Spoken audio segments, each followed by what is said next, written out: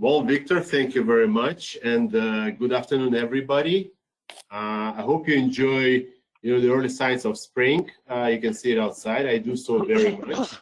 My name is Artemy Kernichansky. I'm a director of cybersecurity here at SecureLinks. We are a cybersecurity company specialized in providing much-needed cyber protection to our clients in North America. We offer advanced network engineering, gap analysis, risk mitigation, 24/7 managed SOC services, compliance, pen testing, etc. Like my former boss used to say, we are one throat to choke when it comes to network management and cyber security. Well, enough about us. Today, we have prepared something very special for you guys. Get ready to soar through SOC, a joint webinar together with folks from Fortinet. For those who don't know, I am pretty sure everybody does, Fortinet is a global leader in cybersecurity solutions, including hardware, software, cloud services, etc. Today, we want to talk about how do we effectively counter cyber threats in unstable world as we live in right now. Statistics shows that number of cyber attacks has doubled each year over the last 5 years.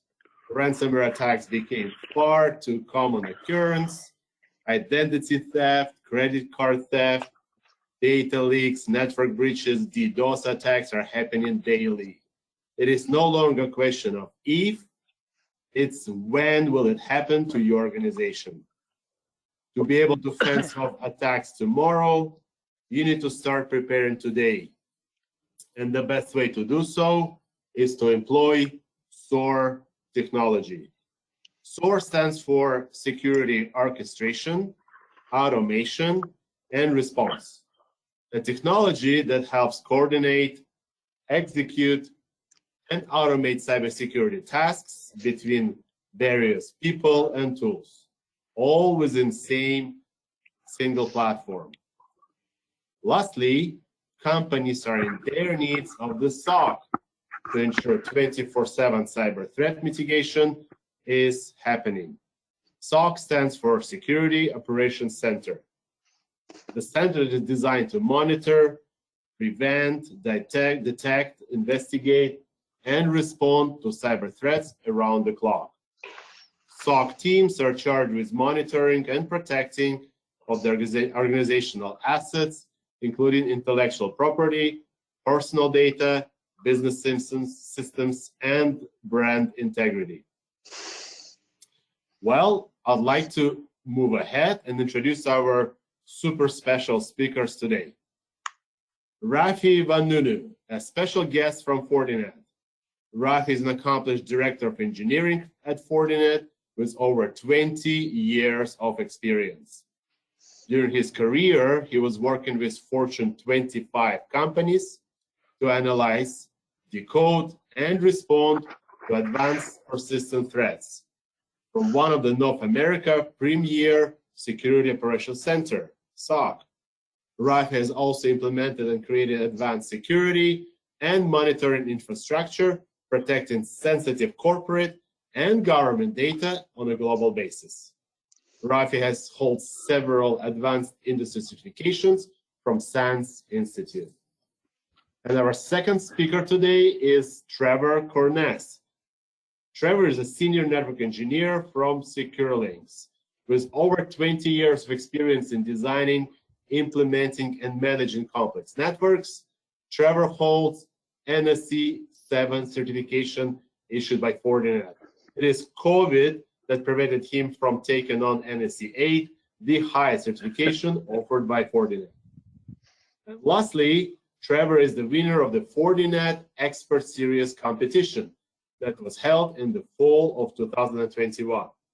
And as a winner, in May of 2022, a few weeks from now, Trevor is going to travel to Sunnyvale to participate in the finale of that Expert Series competition. So Trevor, good luck to you. Without further ado, I'd like to pass the mic to Rafi and let's just dig into the topic. Rafi, take it away. Great, thank you for that great intro. Really appreciate it. Good day, everyone. Good afternoon. Today, I think we've got a really great topic, really identify, verify, and containing cyber risks. So one of the things we want to talk about, Art made a great intro about SIEM, SOAR, SOC, all of those pieces. And so clearly the message is, you need automation. You need to be able to programmatically and automatically detect threats, programmatically, automatically be able to mitigate those threats to some extent and do all that. And a lot of people, we talk about this, other vendors will try to sell you this, but nobody really talks about why. One of the things we like to do about Fortinet is talk about why. And the reason is, current world events, a little bit have highlighted it for sure, but companies today are facing an adversary, okay? They understand what they want. They understand what you have. They understand how to get it. And they're willing to spend time in your network probing, maneuvering, pivoting from system to system to actually get there. Okay, so if you look at the news today, you look at the United States, they're warning Russian cyber attacks. Okay, those cyber attacks are clearly going to be directed to specific companies. You look at Microsoft just over the past few days, it admitted that their source code repositories were breached by a well-known hacker group. Okay, these are not by mistake. Somebody went and sat inside Microsoft for months, potentially years, probing, learning, understanding, and attacking when the time was right to steal source code. So that brings us to kind of point number 2 about defending against your adversary is the volume of attacks. Okay, so let's, for example, say you're defending against nation-state attacks, or let's say there's nation-state actors attempting to attack you.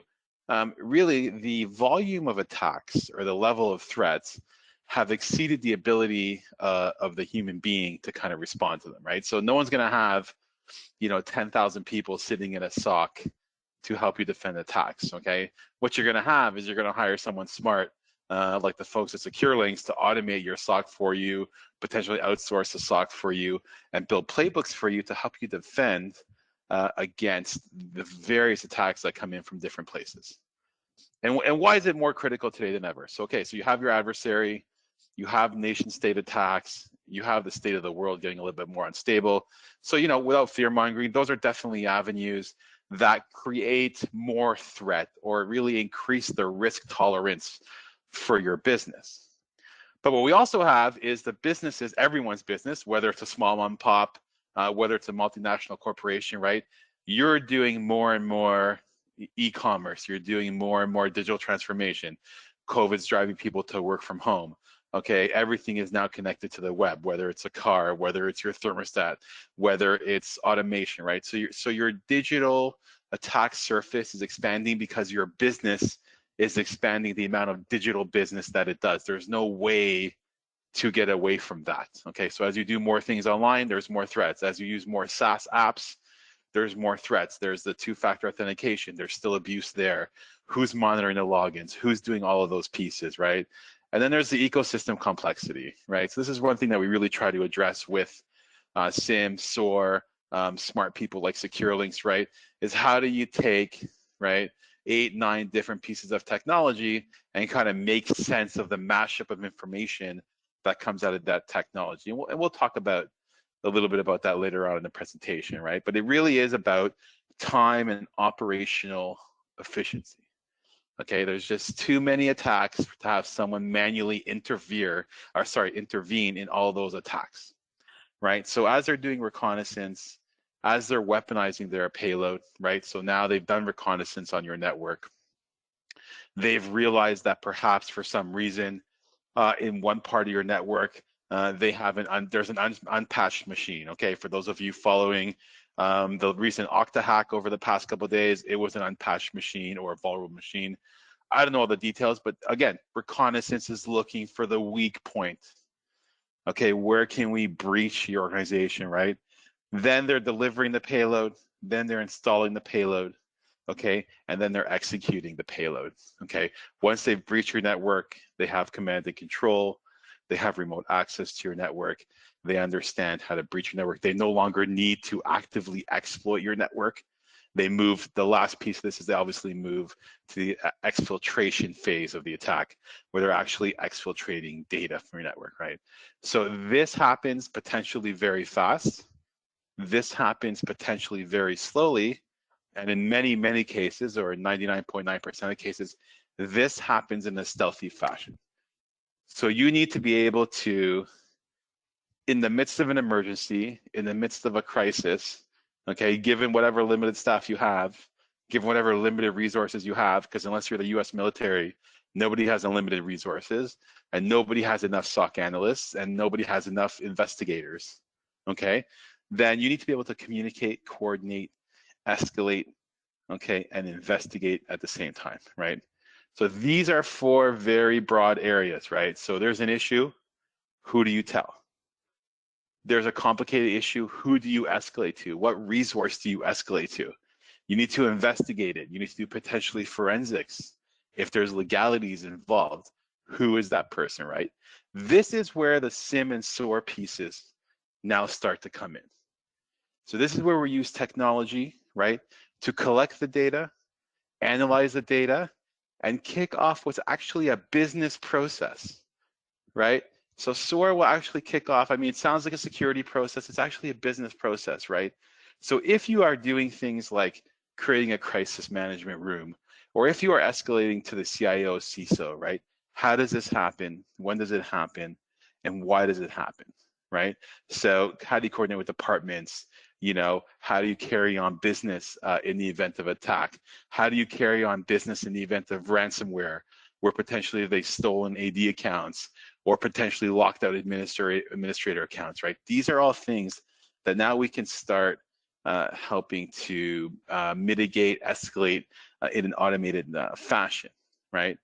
So that brings us to, you know, the modern SOC and some of the challenges. So Art, during his intro, talked about the importance of the SOC a little bit, you know, and what it means to have a modern SOC, right? But there's also a lot of challenges that SIEM and SOAR as broader technologies try to solve, right? So volume of alerts, I covered that a few times during this presentation. It has just exceeded the ability of the human being to manage. Simple as that. Doesn't mean your SOC is better or worse than others. Doesn't mean that you have more money than others. Just means that it cannot be managed manually anymore, right? There's a skill shortage, right? So people like SecureLinks, God bless them, are hoarding all the smart people, right? And selling it back to you. It's very hard to find talented security people like Trevor in the industry today. They just they're not being made. They're not being not being born, I guess is the right way to say it. And vendor consolidation. Okay, so you know, if you have 9, 10 technologies, you know, if you believe Gartner, Gartner actually mentioned, you know, I'll show a slide that relates to this, for the first time ever in 2021, that you should rally around a particular vendor, because actually having multiple vendors reduces your security posture. Okay, so this kind of talks a little bit about what happens when you have multiple tools, they're unmanaged or not managed professionally enough, and then you're trying to make sense or trying to muddle through the information that comes in. You actually end up with, you know, 67% of organizations have disconnected their security tools or disconnected aspects of their security tools, right? And here are some of the reasons, right? Too many emergencies, you know, so too many alerts. So that comes down again to understanding your security posture and understanding what really is an emergency and what's not an emergency, right? Blind spots, so where the tool is not deployed correctly.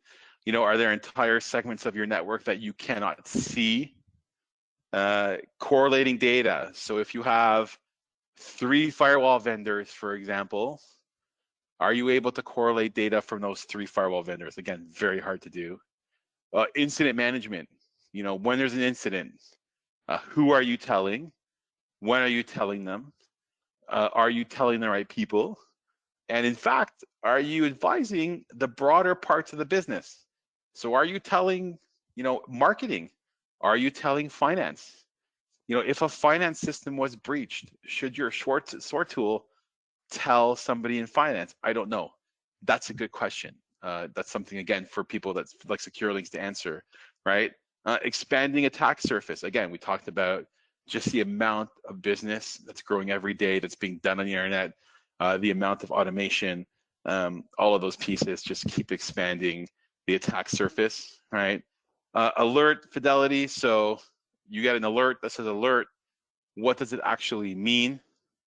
What is actually happening? So the fidelity is a challenge, and that's kind of a technology and a human problem. So one of the great things that a SOC does for you is actually add color to the alert. So you take a talented SOC person or a talented SOC employee will take an alert, add some color, add some flair to it, and really add context around what it means. So add the risk profile to the alert, right? Manual processes, again, the bane of everyone's existence, not just IT, right? So you're wondering now, do I need to manually email this person? Do I need to manually tell this department? Am I sending it to an alias that's not getting monitored on a Sunday? Big challenge, right? Again, volume of alerts, right?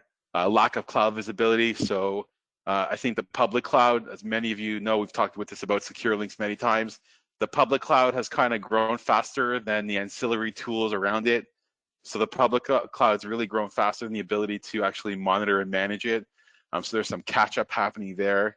So how are you managing your workloads in Azure? How are you managing your workloads in AWS, Oracle Cloud, wherever they might live today? Have they been breached? Are they breached? Are you getting logs like you should be from AWS, Azure? And if not, why not? And how does that all work, right? So this is kind of the vision of the future. This is what Gartner has to say. We believe in it wholeheartedly. We've been telling this story for quite some time, that all of these pieces, right, need to mesh together. They need to be able to talk together. So your IPS, your WAF, your zero trust, your email security, all your data classification. Again, on the left side, CASB, CWPP. So all the cloud security, all of these pieces need to not only communicate with each other, but orchestrate each other. And this is where some of the complexities come in with the SOAR pieces. And this is where the skill set of secure links really comes in, is how do you make that all happen? So for example, today, with some of our customers, and we work with secure links a lot on this, is if a Windows account gets compromised, if the SIEM detects a Windows account has been compromised, can the SOAR automatically go lock that account out? And that's a basic one, but that's something you're seeing a lot, right? Can we automatically block email viruses or email phishing campaigns with SOAR by calling the email security gateways API and asking it to stop that, right? Can we automatically do things to our Azure workloads with APIs based on what's happening in the SOAR? This is what it's a very complicated Gartner slide on the left here, but this is what the future is going to be. So not only having all the pieces in place, not only having all the pieces installed properly, but being able to orchestrate it. And that's really the corner piece of the SIEM SOAR discussion, is to take automated action amongst all of these pieces, right?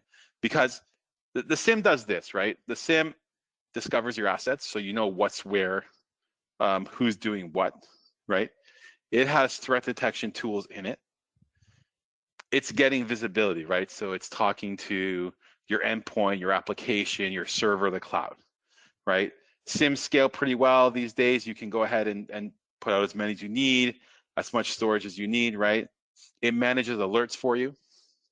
So, again, something as basic as Windows login to something as nuanced as a denial of service across many geographies, across many firewalls. The SIEM will tell you all of these pieces, and it will give you that single pane of glass, right? So aggregating all the alerts. So that is your first win. If you can aggregate all the alerts into one SIEM platform, that's your first win. Your second win, and potentially more important win, is actually what do you do with this data, right? So as the SIEM takes in all this data, now you start overlaying intelligence on it, right? So now you start putting in threat intelligence, not just from us, from VirusTotal, from RiskIQ, from Threat Connect, from Anomaly. Perhaps you have some folks inside that are writing their own threat engine, or they're writing their own threat signatures. You start overlaying that now into that, right? You start bringing in external devices, vulnerability scans from whether you're doing them yourself or an outside partner, right? Help desk, right? So ServiceNow logs. Okay, is your ticketing system being abused? Salesforce, ConnectWise, whatever one. FortiSOAR, right? Incident response and orchestration. You start bringing authentication, and you start bringing the other fabric pieces, right? So the sandbox, all of that. So now we have this vision.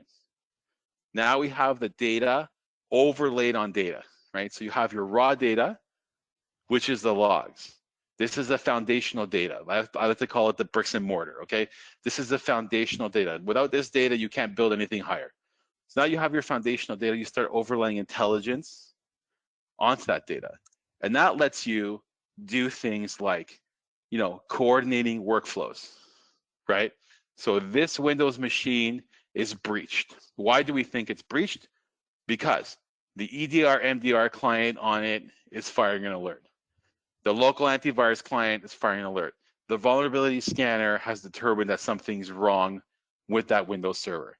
So we are reasonably certain that that Windows server has either been breached or now contains malware. So who do we want to tell? Do we want to tell someone? Do we want to tell no one? Do we want to tell lots of people, right?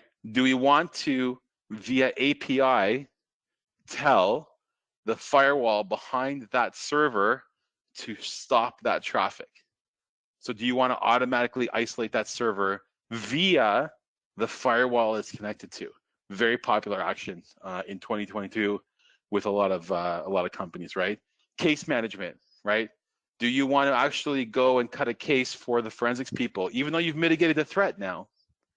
Do you want to go and say, okay, hey, forensics guys, you guys work Monday to Friday. When you come in, here's a case for you to work on. We want to understand what happened, what was the attack vector, how did it happen, when exactly did it happen, are there other compromised machines, did they use that machine to pivot to other machines? We want to understand all this, and we want to understand that. Do you actually create a case? Do you open do you have SOAR call ServiceNow? Working on that with one of the banks actually this morning. Do you have SOAR open a ServiceNow case to direct it to the important people? Do you have SOAR put data in a CRM somewhere for some reason? Some of the stuff I was just working on this morning with some other customers, right? So all very good questions, and all interesting questions. And that is the piece of taking your data, right? So it's less manual because now you don't have to go and send emails to the alias send distribution.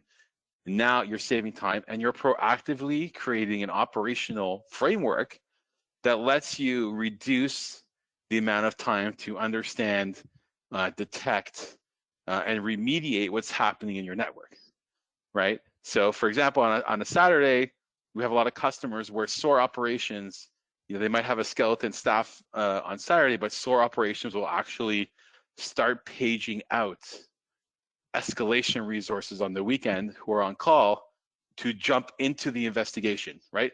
Something simple as that. Previously, that would have been the poor, lonely SOC analyst on a Saturday afternoon, right? Trying to call people and seeing who answers, right?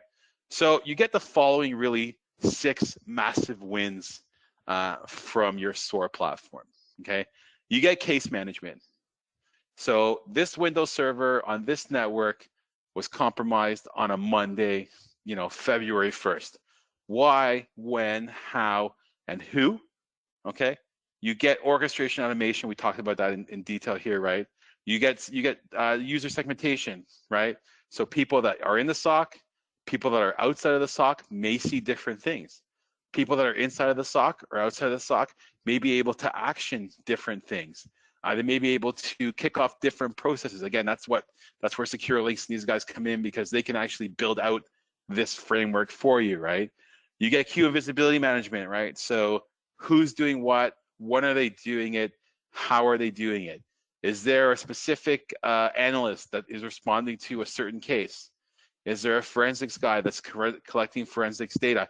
Is legal involved? Is it an HR issue where legal now needs to get involved from day one because there could be an employee, legal, HR issue. We don't know, right? You get the ability to connect to all of your tools, right? So SOAR is pretty agnostic. It doesn't care what it's talking to, whether it's Fortinet, whether it's something else. It can connect to all of those pieces, right? And you get KPIs. Okay, so for those of you that are into MITRE frameworks, for those of you that are into CISA frameworks, and you really want to understand how long your organization is taking to get to threats, is taking to respond to threats, everything is in that SOAR platform, right? So here's kind of a nice slide. I love this slide because I think it really simplifies the relationship, right? So you go from the event, something happens somewhere on the network, goes to the SIEM.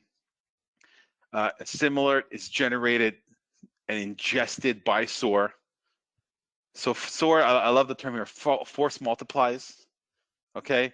So they can add context, they can manage investigations, they can initiate investigations, they can bring in more resources, they can tell the broader business, again, CFO, legal, HR, whoever needs to be told, and they can actually automate mitigation, okay?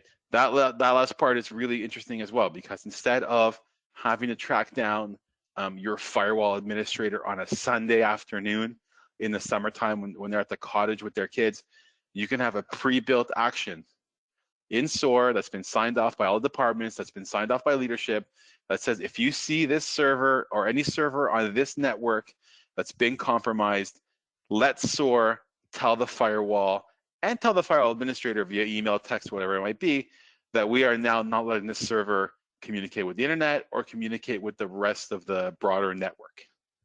Okay, so really, really slick, right? So some of the use cases, right? You know, you can do behavioral analysis, you could do SOC collaboration. You know, if you have distributed SOC teams, huge use case right now, given the way that work is changing, people working remotely. If you're a company in Toronto or Montreal, do you really need to have your SOC analysts in Toronto, Montreal, given that it's so hard to find them? No, one could be in Saskatoon, one could be in Winnipeg, one could be in Vancouver. Once you have the framework built, they can all collaboratively work regardless of where they are on threats, on alerts, right? And you can start doing behavioral analytics, understanding who's attacking you, why they're attacking you, and then you can actually start optimizing your SOC to cut down on the volume of alerts, you know, really focus on the volume of alerts that are really meaningful.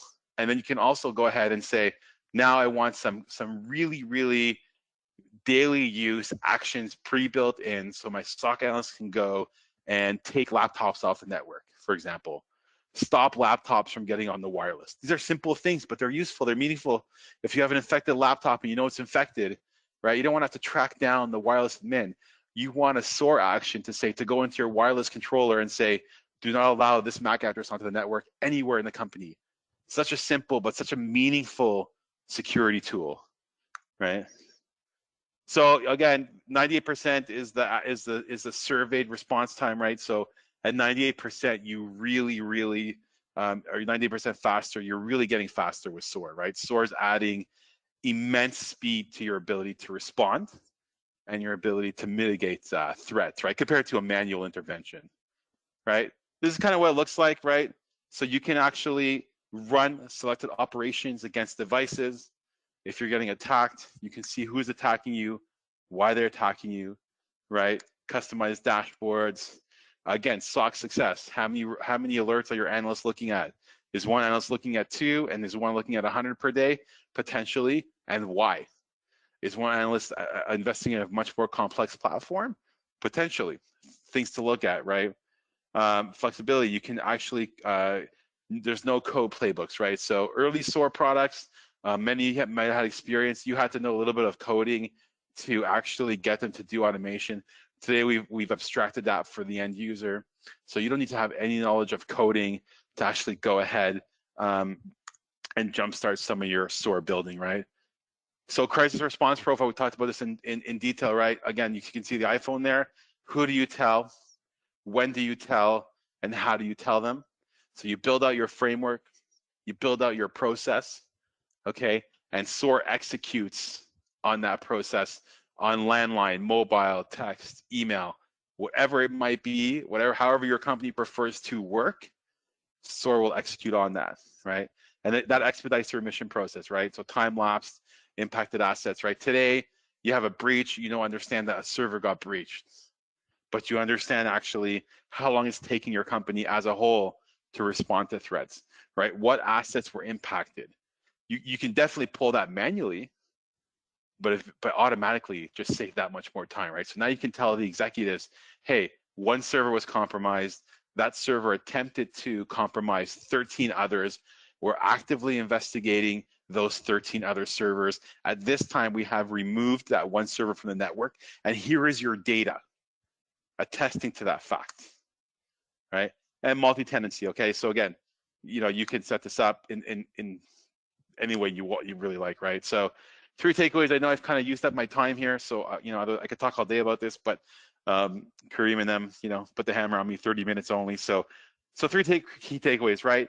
Rapid response, okay? So basically accelerating your response, coordinating a crisis scenario, okay? Automating your SOC, okay? Going from what has been traditionally in North America and Europe, a manual SOC process. Now we're starting to automate it. Now we're starting to add intelligence to that SOC process, right? And rapid threat detection. So again, who's attacking me? Why are they attacking me? What is the attack vector? And back to the first slide, right? What is my adversary trying to do? Why is my adversary picking that specific server?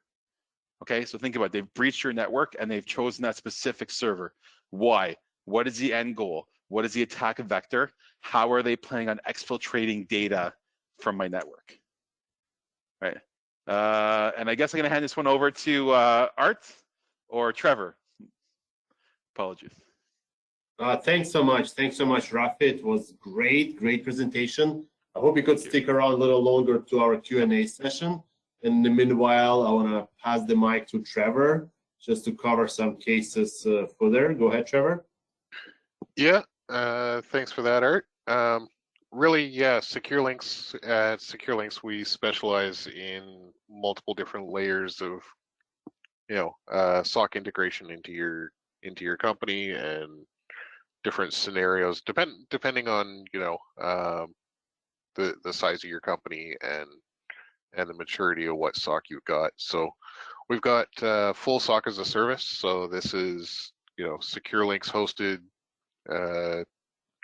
SOAR, Secure Links hosted SIEM with our full 24/7 analyst management. So we do design and install. So that's basically a fully managed service. As well, we work with customers that are large enough and have already got a SOC or a SOAR going. We can supply consulting and expertise as well. So do that audit for you, help you determine any blind spots that you may currently have, help with configuration issues that you're having, offer some programming expertise to that as well.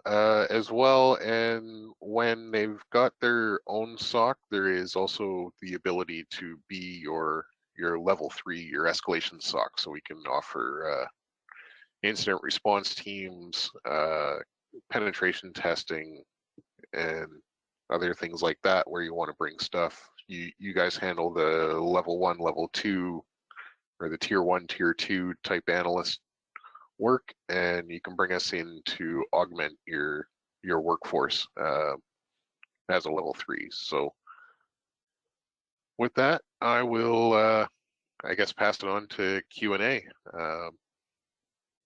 Feel free to get a hold of us if you have any further questions. Yeah, thank you, Trevor. So we did get some questions. I'm just going to read them out there, and yes, the first one is, could you please elaborate more on data residency? Okay. So with the SecureLink SOC, we're currently residing all data in Canada. All our analysts are Canadian based. We've got offices in Mississauga, so the analysts are based out of there currently. And we are actually looking and working on expansion to a couple other regions to help with some other compliancy issues like GDPR. So we're looking to create a second data lake out in Europe currently. All right. And oh, go ahead. Yeah, next question if you got one, Victor. Yeah, the second one is, how is the data being protected when it comes to your SOAR offering? Okay.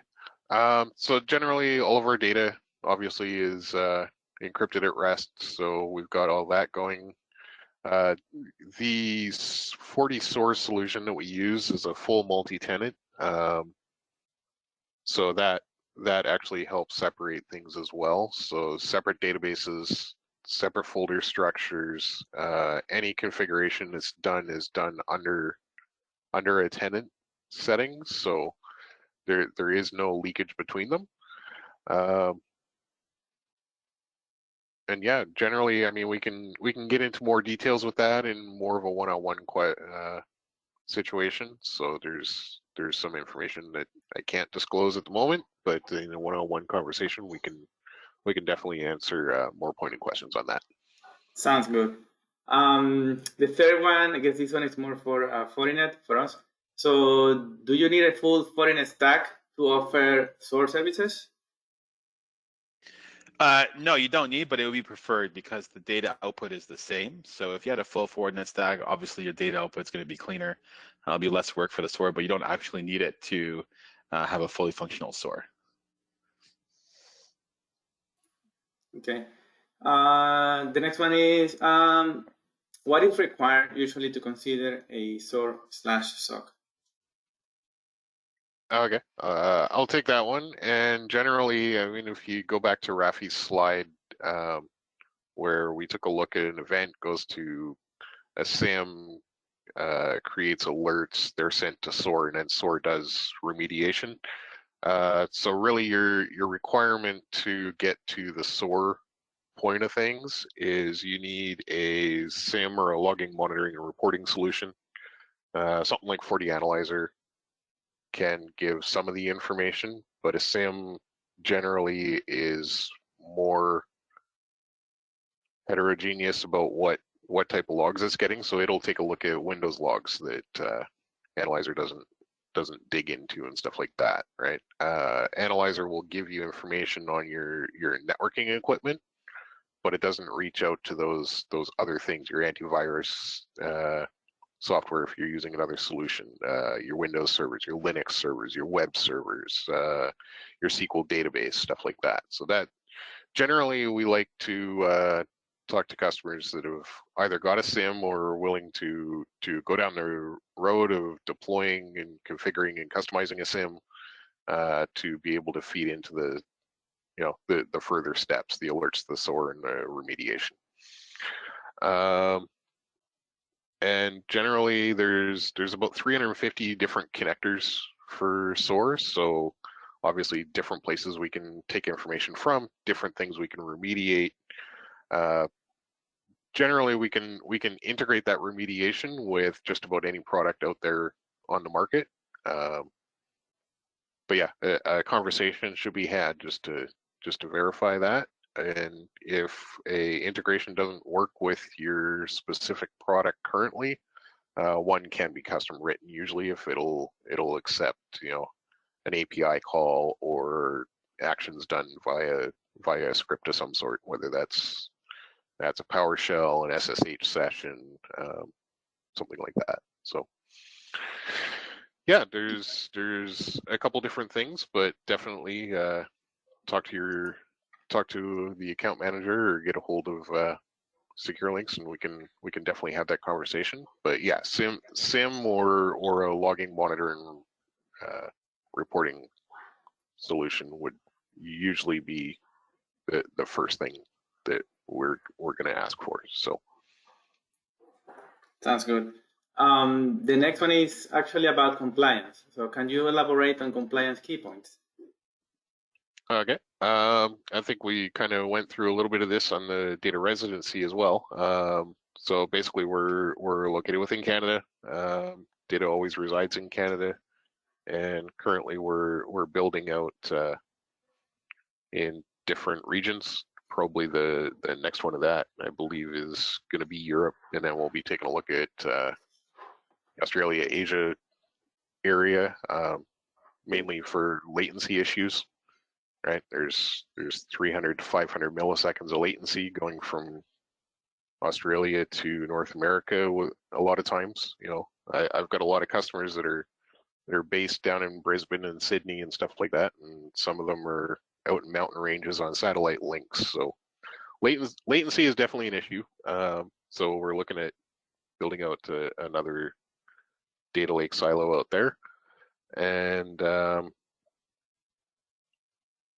yeah, so further separations. Yeah, this really, I think I touched on a lot of these in the data residency thing.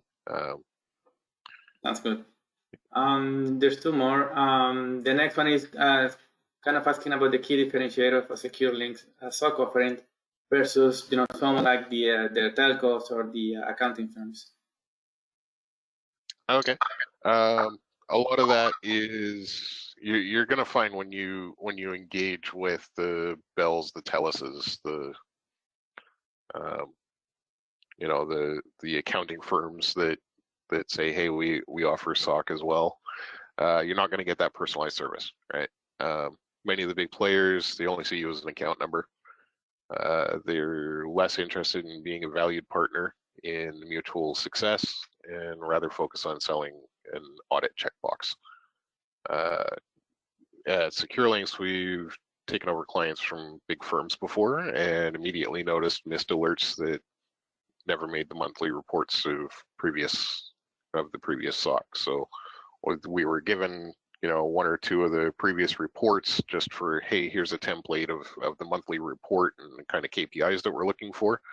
And taking a look through, we're going, really? They escalated about 17 incidents in a month. And, you know, it was, they weren't getting that personalized service. One of the reasons they came to us for the SOC is for that personalized service and the experience that we had working with a couple of these clients as well.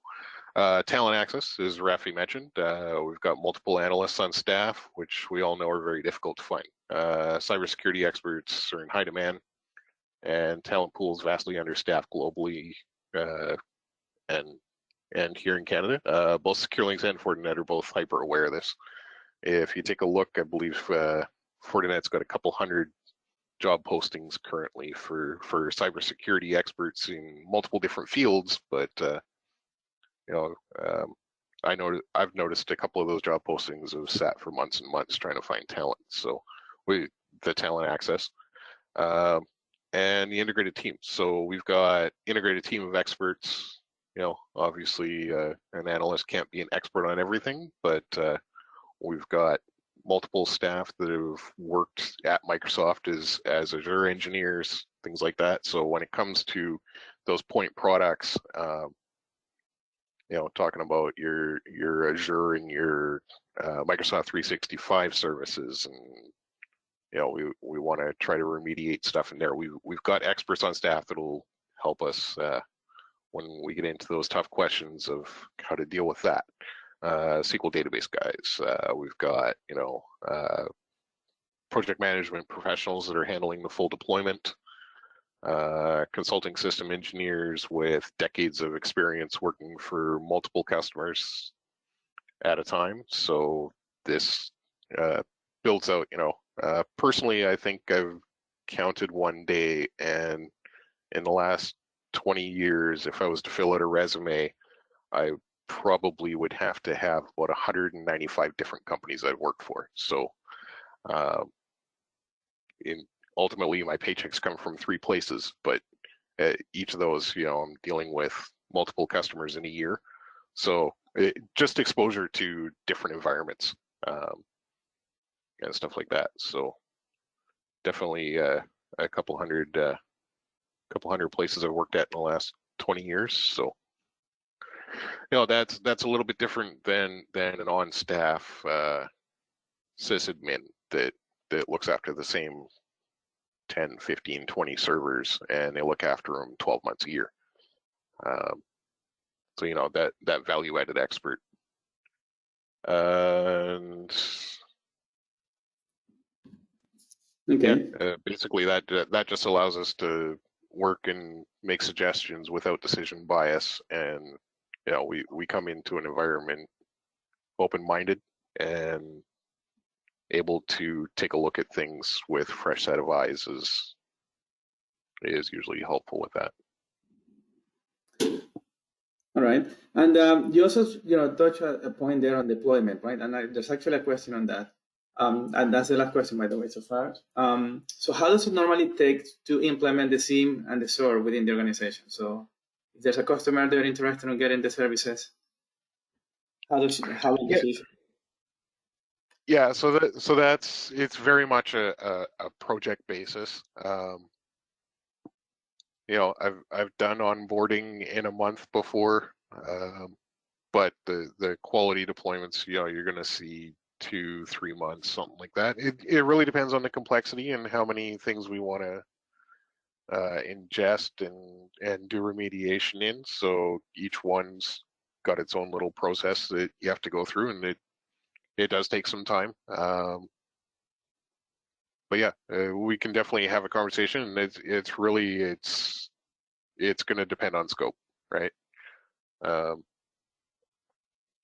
then over time as well. So obviously you're not going to deploy this and use it for 3 months and then walk away from the service. This is a thing that we get involved in, usually in multi-year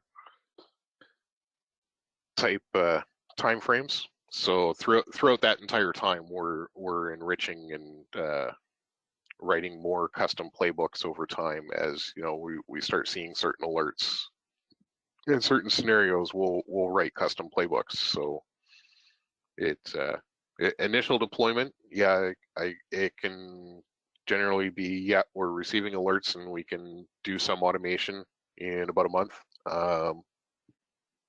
month's time, but over time that just gets better and better as we see more scenarios, and your admins come over and they say, hey, anytime that you see a compromised host on supercritical server 3, can you just write a playbook that'll help us either lock out that account or take the server offline, or take a look for this type of data as we see certain threats. So we may see a threat at one customer and write a playbook and certain monitors to cover all of our customers, just to say, hey, if we see something similar to this,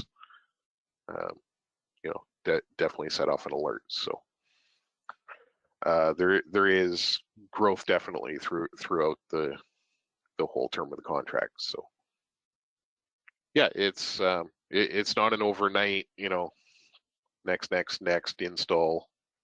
Hey, we've got SOAR up and running. There is a lot of background that goes with that. So there is a relatively lengthy process to that. Thanks for that question, Victor. Yeah, perfect. I don't have any more questions from the audience today. So I'm going to pass it on to Karim for some closing comments. Awesome. Thanks, Victor. And once again, thank you again to our presenters today. Thanks, Art. Thanks, Rafi, for a great overview. And also thanks, Trevor, for your insight on some of those questions. Really great presentation today. I hope you enjoyed it. If you guys have got any other questions or any other security needs, please don't hesitate to reach out to our team. You can either reach out to your Fortinet account manager or your contacts at SecureLinks. We'd be happy to assist you guys with all of your outstanding and new needs that are as they approach. So again, thank you everyone for joining our webinar today. We really hope you enjoyed it, and we look forward to helping you deepen your organization's security posture. Have a great day, everyone. Take care.